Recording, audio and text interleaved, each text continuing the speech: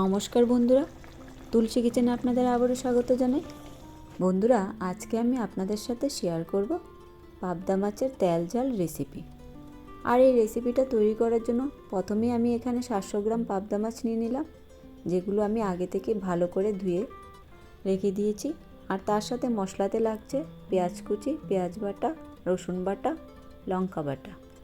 সাথে নিয়ে নিলাম একটা টমেটো পেস্ট করে। এখন আমি প্রথমে মাছগুলো ম্যারিনেট করে নেব। আর ম্যারিনেট করার জন্য প্রথমে দিয়ে দিলাম পরিমাণ মতো নুন, হলুদ গুঁড়ো আর সরিষার তেল। এগুলো দিয়ে আমি মাছগুলোকে ভালো করে ম্যারিনেট করে নিচ্ছি। আর এর সাথে অন্যদিকে আমি কড়াই বসিয়ে চুলাতে তেল গরম করে নিয়েছি। আর এখন আমি এক এক করে মাছগুলো কড়াইতে ছেড়ে দিচ্ছি। আর এখানে আমি সবগুলো মাছ একসাথে ভাজছি না।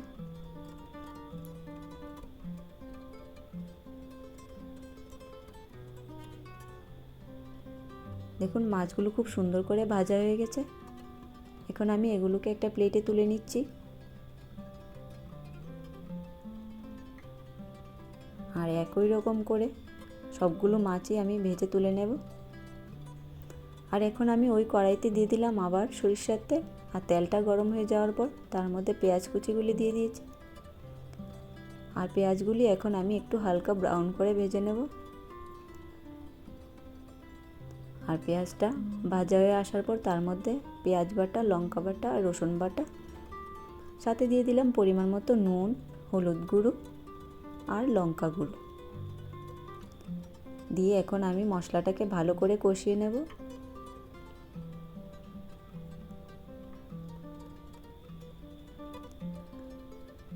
আর মশলাটা দেখুন এখানে ভালো করে কষানো হয়ে গেছে। এই পর্যায়ে দিয়ে দিলাম আমি টমেটো পেস্ট।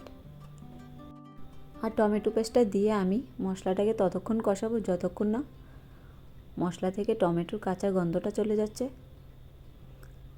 দেখুন, মশলাটা খুব সুন্দর করে কষানো হয়ে গেছে আর মশলা থেকে তেলও ছেড়ে দিয়েছে এই পর্যায়ে। আর এখন আমি তার মধ্যে দিয়ে দেব পরিমাণ মতো জল।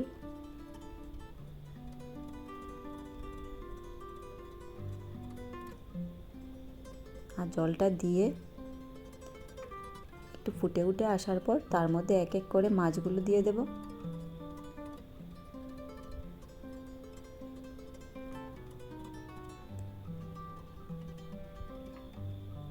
আর মাছগুলো দিয়ে আবারও ঝোলটাকে একটু ফুটিয়ে নেব।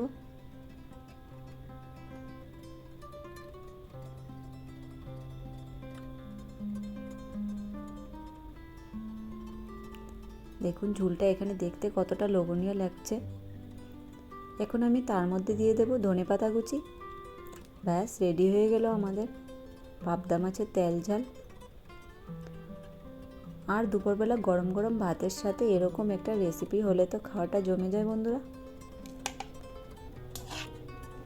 দেখুন, এখানে আমি এটাকে নামিয়ে নিচ্ছি।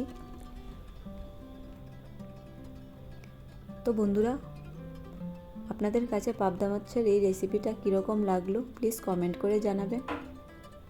আর যদি আমার চ্যানেলে কেউ নতুন হয়ে থাকুন প্লিজ আমার চ্যানেলটাকে সাবস্ক্রাইব করে দেবেন।